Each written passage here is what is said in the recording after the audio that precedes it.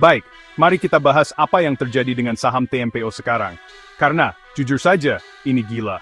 Ketika seluruh pasar saham Indonesia anjlok lebih dari 3% setelah demonstrasi besar minggu lalu, IHSG TMPO atau Tempo Intimedia justru melawan tren. Di hari ketika hampir setiap saham berdarah merah, TMPO malah melonjak lebih dari 27%.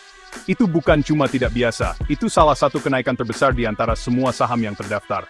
Nah, apa yang mendorong ini? Kalau kalian sudah mengikuti pasar Indonesia, kalian tahu bahwa ketidakpastian politik seperti protes nasional sering membuat investor lari mencari perlindungan. Angka IHSG turun drastis, rupiah melemah.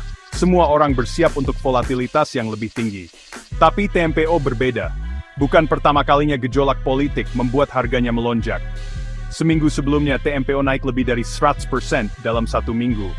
Jadi, kenapa saham ini melonjak setiap kali pasar goyah? Ini tentang volatilitas. TMPO cenderung bergerak besar ketika berita politik memanas. Investor melihatnya sebagai permainan cepat, kadang-kadang bahkan tempat berlindung yang aman ketika yang lainnya ambruk. Volatilitas ini pisau bermata dua. Harga TMPO bisa melonjak cepat, tapi juga bisa turun sama cepatnya. Betanya 1,12, kadang bergerak di 30% dalam sehari. Laba kuartalan masih negatif, meskipun membaik dibanding sebelumnya. Itu artinya kalian harus ekstra hati-hati.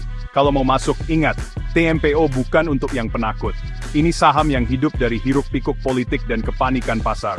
Kelola risiko kalian, lakukan riset, jangan terjebak mengejar sensasi. Tetap waspada di luar sana.